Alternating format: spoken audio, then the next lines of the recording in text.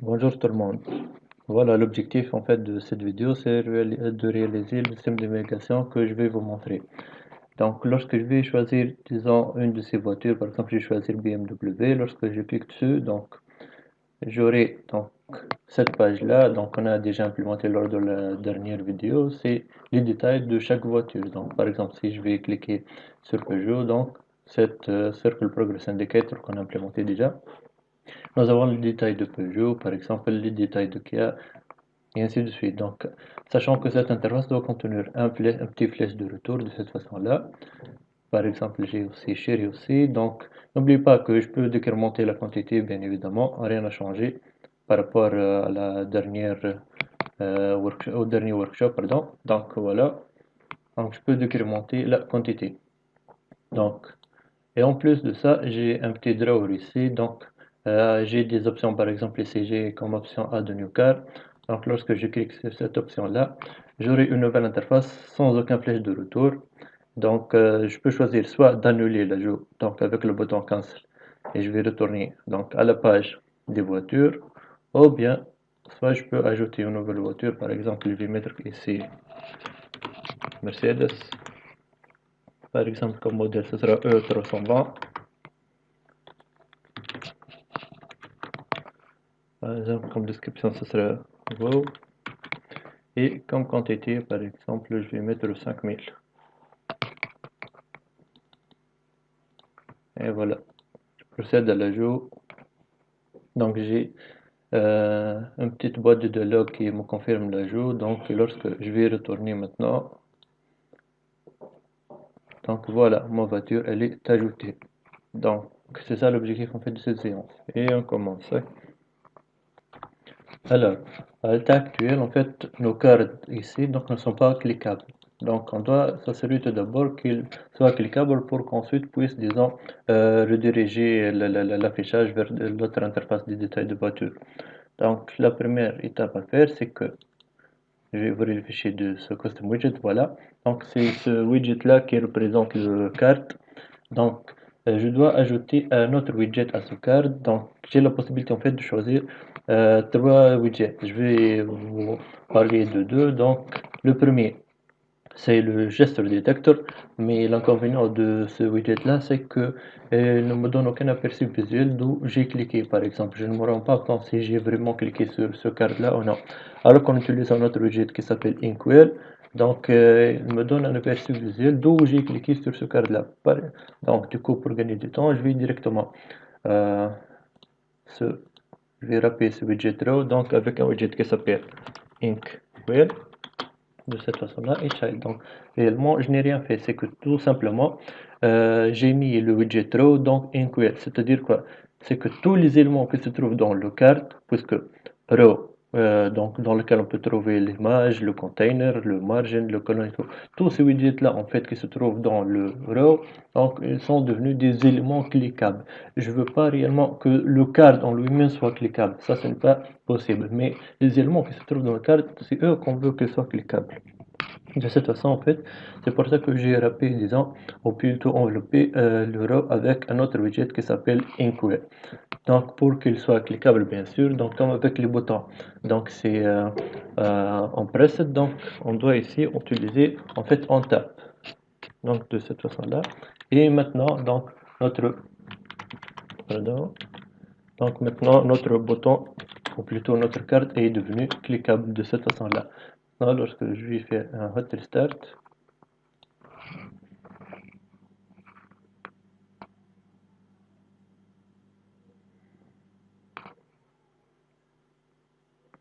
on doit attendre un peu. Et voilà le chargement qu'on a implémenté là dans la dernière vidéo. Donc voilà, donc maintenant j'ai mes éléments, c'est qui sont les voitures. Donc lorsque je clique par exemple ici, donc vous avez l'effet, donc je clique ici, voilà. Donc n'importe où je clique, j'ai l'effet du clic. Donc c'est ça que nous garantit en fait Inkwell par rapport au geste detect. Maintenant on tape. Qu'est-ce qu'on veut faire maintenant lorsque je clique sur un de ces cartes? C'est qu'il va me rediriger vers l'interface des détails, n'est-ce pas? Donc du coup, normalement, je dois afficher l'interface qu'on a réalisée, qui est CarBooking. Donc CarBooking, si vous vous rappelez bien, elle accepte un idiome paramètre. Donc comment devrais-je en fait passer cet ID en paramètre à l'instance de car booking? C'est que tout simplement, ici, donc on est où? Voilà, car list ici. Donc lors de la récupération des données, en fait, après toute base de données, on s'est contenté seulement de récupérer le make, le modèle et l'image. Donc on n'a qu'à récupérer aussi maintenant l'ID. Donc ce qu'on va faire, c'est que tout simplement, en plus de l'image, donc on va car ID de cette façon-là et on va récupérer l'ID aussi. Donc voilà, de cette façon en fait, pour notre car list ici, donc pour chacun de ces cas de vue, en fait, qu'est-ce qu'on va faire? On va afficher le make, le modèle et l'image, mais on va garder donc l'ID, disons en back, pour pouvoir l'utiliser lorsqu'on veut faire appel ou bien on veut faire redirection vers les détails d'une voiture. Alors maintenant, on doit changer un tout petit peu dans ce cas d'info là. Donc, puisque c'est ce cadre-là qui va me permettre d'afficher, disons, l'interface du détail, c'est que je dois ajouter un autre paramètre qui va représenter l'ID ici. Donc string, ça sera par exemple car ID de cette façon-là. Et je dois ajouter celui-là aussi, donc au constructeur. De cette façon-là, c'est car ID. Donc voilà, maintenant on peut utiliser l'ID dans ce car de view-là. Donc ensuite, donc revenons à notre car list ici. Donc pour le car info, n'oubliez pas qu'il nous manque l'ID. Donc, je dois ajouter l'ID. Donc, voilà. Ici, car ID, voilà. Donc, de cette façon-là. Très bien. Donc, maintenant, nous avons tout ce qu'il nous faut donc pour pouvoir naviguer ou bien nous rediriger vers une autre interface. Donc, on doit réaliser ça dans un tab. Donc, pour pouvoir, disons, afficher une autre interface, on doit utiliser une classe qui s'appelle Navigator en Flutter. De cette façon-là. Et donc, avant d'entamer la partie syntaxique, je voulais vous informer qu'en fait, le Navigator utilise le système de stack, c'est-à-dire les piles. En d'autres termes, l'algorithme LIFO, last in, first out. C'est-à-dire lorsque j'ai plusieurs interfaces dans ma pile. La première interface que je vais supprimer, c'est-à-dire lorsque je clique sur le bouton retour, il va enlever la dernière interface que j'ai insérée dans la pile et il va m'afficher donc celle l'avant-dernière et ainsi de suite. Donc je vais pas parler trop en fait à propos de pile parce que vous connaissez ce qu'est une pile, l'algorithme il fait ainsi de suite, mais c'était juste pour vous donner une idée de comment il fonctionne. Donc on doit utiliser maintenant Navigator, une méthode qui s'appelle push. Donc push de cette façon-là. Qu'est-ce qu'il va faire en fait, le push? Il va ajouter une interface dans la pile. Donc du coup maintenant dans notre pile d'interface, on va ajouter l'interface de car booking, n'est-ce pas? Donc le premier paramètre c'est le contexte actuel dans lequel on se trouve. C'est ce contexte-là de la méthode build bien sûr. Donc et le deuxième paramètre, c'est un widget qui va nous permettre de réaliser l'animation de transition entre deux interfaces. C'est Material Page Route de cette façon-là. C'est clair? Donc, et voilà, on n'oublie pas le point virgule. Donc, ici, on doit utiliser le paramètre builder dans le widget material page route. Donc, on doit lui passer un paramètre, donc une méthode anonyme. Donc, avec un paramètre contexte. Ce contexte-là, il est du type builder, build context, bien sûr. Donc, et ensuite, qu'est-ce qu'on doit faire? On doit retourner la nouvelle interface qu'on veut afficher. Donc, c'est return et ça sera car booking de cette façon-là. Donc, voilà, c'est car booking. Donc, je dois importer en fait cette classe-là. Voilà, c'est bon. Donc, en fait, ici, on passe, disons, un ID de manière statique. Comment peut-on faire pour passer, disons, l'ID propre à chacune de ces cartes-là? Tout simplement, puisqu'on a créé cet attribut-là, donc, je dois le passer directement ici, de cette façon-là. Donc maintenant, lorsque je vais cliquer sur chacune de ces cartes, il va me rediriger vers l'interface, disons, des détails de chacune d'entre elles. Donc je vais faire un petit hot restart. Donc voilà, on va attendre un peu le temps qu'il charge les données.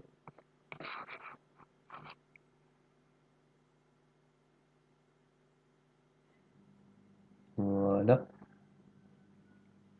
Donc, en utilisant en fait cette méthode push ici, donc elle va nous garantir une redirection vers la nouvelle interface qui est Car Booking. Elle va aussi nous fournir le bouton retour implicitement. On n'a pas besoin de le déclarer ou bien de le mettre par nous-mêmes. Donc, par exemple, je vais me rediriger vers l'interface de détail de Peugeot. Donc, comme vous pouvez le voir ici, donc j'ai mon interface Car Booking et j'ai ce bouton de retour. Donc, de même ici pour BMW et ainsi de suite. C'est applicable en fait pour tous les cartes. Donc, ça, c'était la première étape à faire, c'est que tout simplement, on a ajouté un widget qui nous permet de rendre ce card-là cliquable et ensuite, pour la méthode ici, pour l'attribut en tap, on a ajouté une méthode anonyme qui nous permet en fait de naviguer d'une interface vers une autre en utilisant le push. Il nous fournit donc cette interface avec ce flèche de retour implicitement. On n'a pas besoin de le déclarer par nous-mêmes. Donc ça, c'était la première étape. Disons, on va passer maintenant à la deuxième étape. C'est que on veut, par exemple, réaliser ce petit drawer ici, donc pour pouvoir, disons, utiliser l'option de Add New Car. Donc, l'interface ici concernée, c'est quoi? C'est CarList, n'est-ce pas? Donc, dans cette interface-là, dans le scaffold de cette interface-là, on peut ajouter le draw. Comment peut-on l'ajouter? Donc, c'est à travers, en fait, dans le scaffold, il y a un paramètre qui s'appelle drawer, tout simplement. Donc, on doit lui passer un widget qui s'appelle drawer aussi, de cette façon-là. Et donc, sachant que draw n'a qu'un seul child, alors que si je veux implémenter plusieurs widgets, comme on a vu donc depuis le début de séance, c'est que pour pouvoir utiliser plusieurs widgets, c'est soit colonne, soit row. Puisqu'on veut utiliser, disons, implémenter des éléments donc disposés verticalement et non pas horizontalement, du coup on a besoin d'un colonne ici, de cette façon-là. Donc maintenant nous aurons children et non pas child. Donc on peut ajouter ce qu'on veut. Donc si vous vous rappelez bien, lorsque je vous ai montré depuis le début de la vidéo, c'est que j'ai besoin d'un app bar. Donc j'ai mis un titre de choose par exemple ou bien choose an option. Donc du coup je dois mettre un widget de type app bar de cette façon-là. Donc title par exemple je vais mettre donc par exemple choose an option de cette façon-là.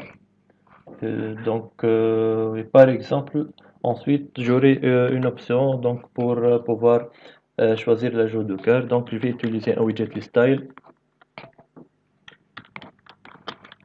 Voilà. Donc le title. Donc ça sera par exemple c'est texte.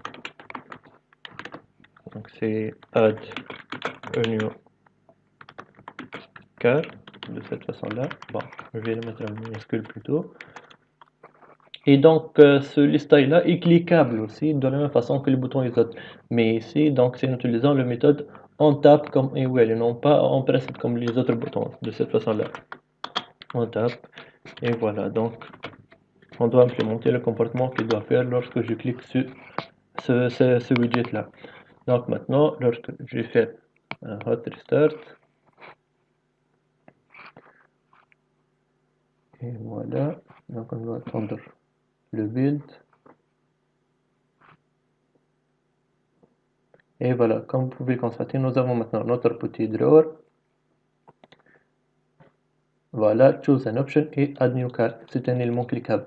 Maintenant, je veux me débarrasser donc de ce drawer là. En fait, je veux afficher le drawer que dans cette interface là. Lorsque je clique dessus, je veux plus le voir. Donc, qu'est-ce que je dois faire? C'est que tout simplement la barre choose an option, c'est cette barre. Donc, il y a un autre paramètre en fait, c'est donc automatically apply leading. Donc, je dois le mettre sur false de cette façon-là. Donc, je n'aurai plus donc ce draw lorsque, voilà, comme vous pouvez le voir, je n'ai plus le draw. Donc, ici j'ai le draw. Lorsque je clique dessus, il n'est plus là. Donc, maintenant, on va passer donc, disons, au comportement de clic de ce bouton-là. Lorsque je veux cliquer sur ce list-type plutôt que bouton, je veux me rediriger vers l'interface de jeu, disons, des voitures. Donc, de la même façon, normalement, on devrait faire navigator, donc point push, de cette façon-là. Et donc, le premier paramètre, c'est le contexte du build, ce contexte-là, bien sûr. Donc le deuxième, donc on doit lui passer le widget qui va, disons, qui va nous permettre de réaliser l'animation de transition. Donc le builder, bien sûr, donc il accepte un paramètre de type build context. Voilà, on doit retourner l'interface qu'on veut afficher. Donc l'interface qu'on veut afficher, c'est le add car. Voilà, donc c'est celle-ci. Donc return car add et voilà. Donc je dois importer cette classe. Voilà. Maintenant j'ai, disons, mon système de navigation. Voilà.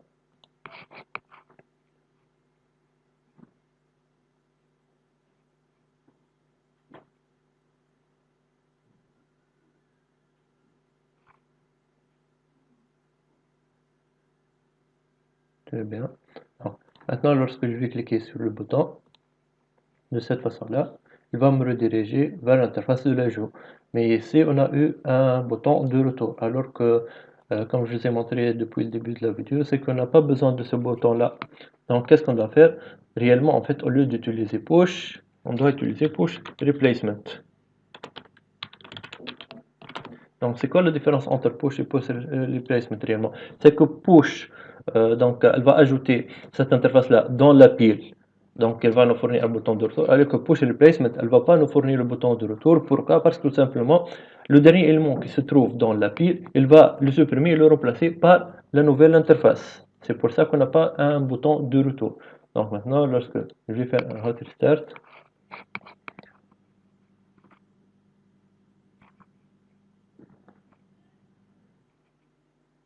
comme d'hab, on va attendre un peu.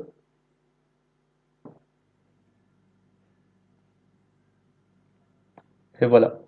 Donc maintenant, lorsque je vais ouvrir mon drawer, je vais choisir l'option de Add New Car. Donc de cette façon, je n'ai plus le bouton de retour.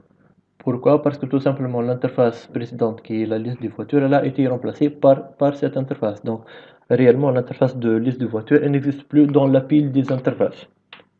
C'est clair? Donc maintenant, nous allons donc implémenter un petit bout de code dans cette interface-là. On va implémenter le code de la méthode du bouton cancel. Donc ici c'est add car, voilà. Donc on va directement au bouton cancel, voilà. Donc on va implémenter en preset bien sûr, donc pour pouvoir implémenter le behavior de clic, donc de cette façon-là. Donc par exemple, si je veux retourner à l'interface précédente, qu'est-ce que je devrais faire?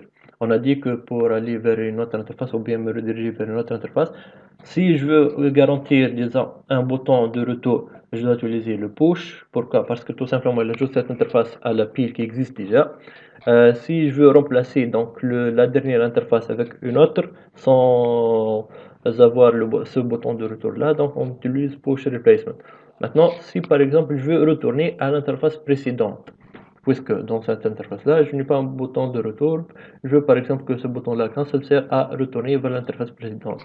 Donc c'est aussi simple que les autres, donc c'est navigator. Ici en fait on ne va pas utiliser move, push mais pop. Et on doit lui passer donc le contexte du build. Donc, puisque la méthode build ici, donc cette méthode build, elle a ce contexte-là, donc on va lui passer un paramètre C. Donc voilà, c'est ça en fait le retour. Donc de cette façon, ce que je vais faire un hot restart, je vais pouvoir, disons, retourner à l'interface précédente. Mais faites attention ici, est-ce que réellement j'ai une interface précédente à celle-là? Non. Pourquoi? Parce qu'en fait, au début, j'avais cette interface qui affiche la liste des voitures. Donc ça, c'était la seule interface qui se trouve dans la pile. Donc maintenant, lorsque je vais, disons, afficher l'interface de l'ajout d'une voiture, donc qu'est-ce qu'elle a fait en fait? Elle a remplacé l'interface des voitures par l'interface de jeu de voiture. Du coup, je n'ai que cette interface-là dans l'API. Lorsque je vais par exemple maintenant, je veux retourner vers l'interface précédente, donc vous allez voir que j'ai une cran noire. Pourquoi? Parce que tout simplement, il n'y a plus d'interface dans notre pile. Sachez bien que l'interface elle est en cours d'exécution, hein, comme vous pouvez le voir ici. Donc j'ai ma barre de bug et tout, donc elle est encore en cours d'exécution. Seulement, c'est que je n'ai plus aucune interface dans ma pile. Du coup, vous devez faire attention en fait, n'utilisez donc ce pop-là que lorsque vous êtes sûr que vous avez une interface au moins dans votre pile, hein. Sinon, vous ne pouvez pas l'utiliser comme ça. Vous devez faire attention. Donc, maintenant, retournons à l'implémentation qu'on veut en fait pour ce bouton. On veut que ce bouton, disons, va me rediriger vers l'interface de la liste des voitures. Puisque je ne peux pas retourner en arrière, je l'ai remplacé par cette interface-là. Qu'est-ce que je vais faire? Tout simplement, ce sera un push replacement. Un autre push replacement, pourquoi? Parce que je veux remplacer l'interface de l'ajout de voiture avec l'interface de la liste des voitures. Donc, ce sera, donc, comme on a fait précédemment, c'est push replacement. Donc, ce sera push replacement de cette façon-là. Le contexte, bien sûr, donc, dans lequel on va afficher ou bien ajouter notre interface au pile. Et comme deuxième paramètre, c'est material page route, comme d'habitude. Voilà. Donc, c'est le point virgule. Donc, voilà. Ici, normalement, notre builder. Donc, comme d'habitude, donc le contexte. Le contexte, il est du type build context, n'oubliez pas. Et on doit retourner maintenant l'interface de carlist. Voilà.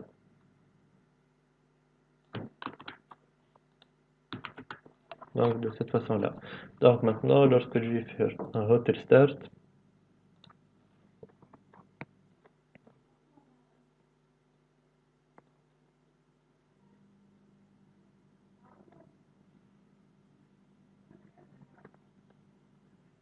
donc voilà, au début dans ma pile, je n'ai que cette interface-là, c'est la liste de voitures. Lorsque maintenant je vais me rediriger vers l'interface de l'ajout de voitures, donc elle a remplacé l'interface de, disons, de la liste de voitures par cette interface-là. Donc je n'ai plus que cette interface dans ma pile. Du coup, pour revenir à l'interface de la liste de voitures, je n'ai qu'à remplacer celle-ci aussi, donc par l'autre interface de liste de voitures de cette façon-là. Et voilà, j'ai ma liste de voitures. Donc voilà, grosso modo, c'est ce qu'on voulait faire en fait avec la navigation. Seulement ici, il y a une autre manière de faire, disons, qui est plus optimisée de deux côtés. Pourquoi? La première raison, c'est que si vous vous rappelez bien, c'est qu'à chaque fois, en fait, je dois créer donc un nouveau widget du type Material Page Route. Ici, j'ai créé un widget de type Material Page Route. Donc ici, de même. Donc ici, de même. Donc à chaque fois que je veux naviguer vers une autre interface, je dois créer une instance de widget Material Page Route. Ici, donc, on peut constater qu'il y a donc une consommation plus que d'habitude, disons, au niveau de mémoire. C'est-à-dire que je dois réserver à chaque fois des cases mémoire pour créer des Material Page Route. Du coup, il y a une consommation de plus au niveau de mémoire. Le deuxième point, c'est que ce n'est pas trop visible ici. C'est-à-dire quoi? C'est que à chaque fois, je dois, donc ici, j'ai implémenté le navigator push. Dans une autre interface, j'implémente navigator.push. Ici, navigator.push replacement, et ainsi de suite. Donc, disons que si, lors de maintenance, lorsque je veux maintenir ce code-là, donc je serai obligé en fait d'ouvrir à chaque fichier donc et de le traiter à part. Du coup, il y a ce qu'on appelle en fait les routes ici dans Flutter pour gagner du temps au niveau de maintenance et pour gagner au niveau de mémoire aussi, donc pour que je ne suis pas obligé donc à chaque fois de créer une nouvelle instance de Material Page Route. Donc on doit implémenter ce route O donc en fait de le widget Material App. Donc il y a comme on a un paramètre qui s'appelle title et un autre home, nous avons un autre paramètre aussi qui s'appelle routes. Donc on doit lui passer en fait un map. Si vous vous rappelez bien, map c'est un ensemble de key value, key value, key value. Donc on doit lui passer directement un map initialisé. Donc comme premier paramètre le key il va représenter quoi? Il va représenter le route ou bien l'identifiant ou bien le chemin de l'interface en question. Donc peut-être, je ne sais pas si vous avez travaillé un petit peu avec les REST API, peut-être même les GraphQL et ainsi de suite, c'est qu'il y a une route pour chacune des ressources, quelle que soit pour l'opération get, post, ainsi de suite, c'est la même chose. Donc, par exemple ici, je veux identifier, disons, la page d'ajout des voitures avec slash add, sachant que slash, c'est la racine toujours. Donc, c'est slash add pour, par exemple, identifier l'interface de add, d'ajout. Donc, ici, qu'est-ce que je dois faire en fait? Au lieu de faire comme ici, donc voilà, à chaque fois je dois faire donc c'est push donc contexte et ensuite je dois mettre le page route et ainsi de suite. Non, je n'ai plus besoin de faire tout ça en fait, c'est que tout simplement je dois passer un paramètre donc pardon, donc le build contexte, donc comme d'habitude, de cette façon-là, voilà. Donc et ensuite, je dois retourner l'interface en question. Par exemple, pour le add, je dois retourner quoi? Disons, retourner l'interface d'ajout, qui est celle-ci. Voilà. Donc, de cette façon. Mais sachez que ce n'est pas obligatoire en fait de mettre slash add. Vous pouvez même identifier donc de cette façon-là add. Mais c'est juste, disons que si on veut respecter les bonnes pratiques et les conventions et tout, c'est que, par exemple, si je suis dans une interface qui se trouve directement sous le home, c'est que ça sera slash add. Si par exemple, cette interface add, elle va me rediriger vers une autre interface, par exemple, pour changer l'image de voiture, donc ce sera par exemple slash add slash img, et ainsi de suite. Donc voilà, par exemple, donc je vais me limiter en fait ici à slash add directement.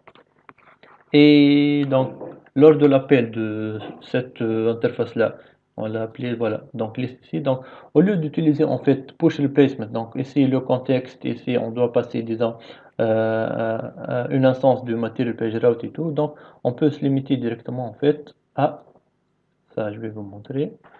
Donc en fait, au lieu de faire push replacement, ce sera push replacement name, ça sera plus push replacement. Donc le premier paramètre en fait c'est le contexte comme d'habitude, et le deuxième paramètre je dois passer directement le key de l'interface en question. Le key ici, donc ici c'est slash add, donc je n'ai qu'à passer slash add directement ici, et voilà. Donc maintenant lorsque je vais faire un hot restart,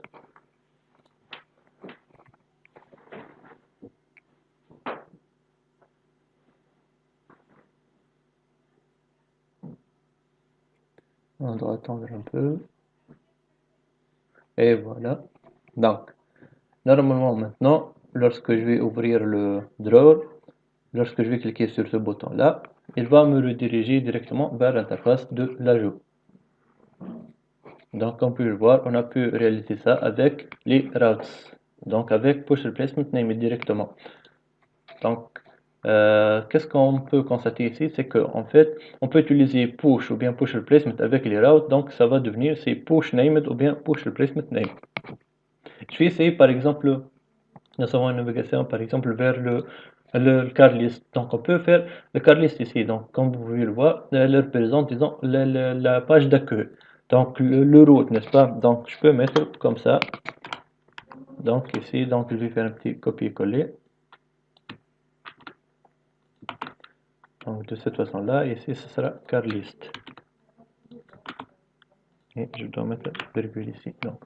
Mais faites attention ici, donc pour représenter le home, en fait, vous n'avez pas le choix ici, ça sera toujours un slash. Pas comme les autres. Les autres, vous pouvez choisir ce que vous voulez. Par exemple, slash add ou bien Ali ou Mohamed. Vous pouvez mettre tout ce que vous voulez. Seulement pour le home ici, c'est-à-dire pour la page d'accueil, vous n'avez pas le choix, elle doit toujours être un slash de cette façon-là. Du coup, maintenant, lorsque j'ai mis, disons, le home ici, le slash, donc je n'ai plus besoin en fait d'utiliser le paramètre home de cette façon-là. Donc voilà, je peux utiliser donc ce route là. Donc maintenant ici, donc c'est le carré, non, c'est add, voilà. Donc au lieu d'utiliser comme d'habitude donc ce push replacement et tout, donc je peux directement faire push replacement named. C'est le contexte et ensuite je dois passer donc le home ou bien route directement. Voilà, je pense qu'on a quoi d'autre. Voilà, je pense que c'est tout. Ah voilà, Carrefour, je vais revenir sur ça plus tard. Donc maintenant, donc je vais faire un hot restart.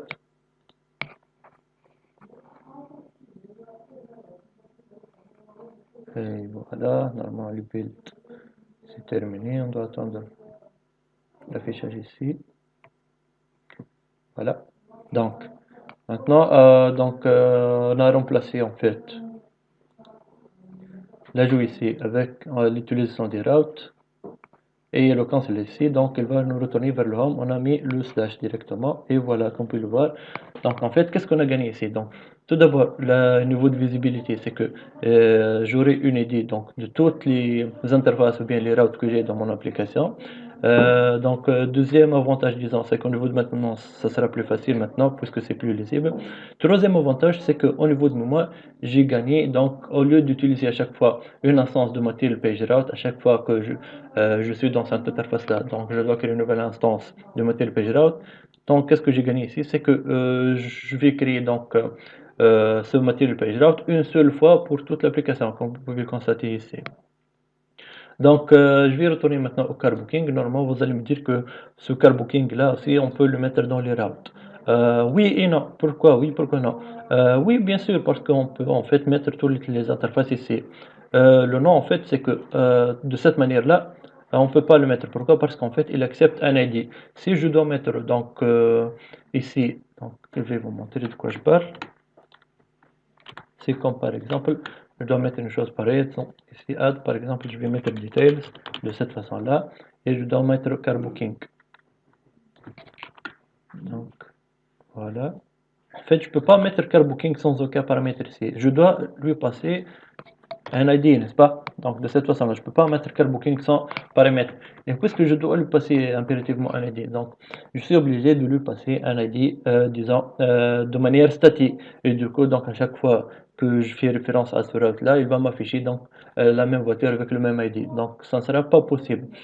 Ce n'est que dans un seul cas que ça sera possible, c'est haut. Donc, si vous vous rappelez bien les shared preferences, on peut sauvegarder, disons, des valeurs dans Shade Preferences, n'est-ce pas? Du coup, ce qu'on peut faire en fait, c'est que lors du clic sur les cartes view, donc sur le card view, qu'est-ce qu'il va faire?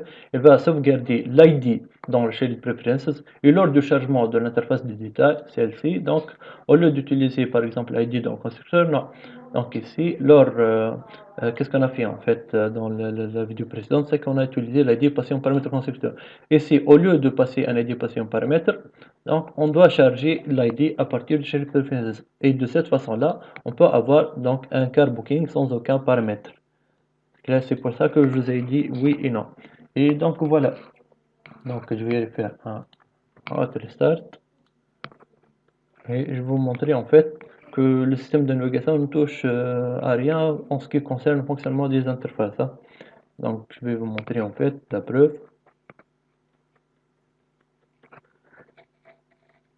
Par exemple, prenons l'exemple de Peugeot. Donc, je vais décrémenter en fait la quantité, voilà. Donc, on peut le voir, donc la navigation, elle n'a rien touché au fonctionnement des interfaces. Ça, c'était la première interface. En ce qui concerne la deuxième, donc on va ajouter par exemple une autre. Donc, ça sera par exemple Renault. Donc, un modèle par exemple, je ne sais pas, symbole. Donc, par exemple, comme description, wow, je vais mettre. Donc, et comme quantité, on va mettre par exemple 3000 de cette façon-là. Et voilà, donc on va ajouter. Donc voilà le message de confirmation d'ajout. Donc, parce que je vais retourner maintenant. Voilà, j'ai mon Renault Sabot. Donc, comme vous pouvez le constater, c'est que le système de navigation ne touche rien au fonctionnement des interfaces. Ce n'est que navigation, bien redirection des interfaces entre eux. Et voilà, voilà. Donc, j'espère que ça vous a plu et je vous dis à la prochaine.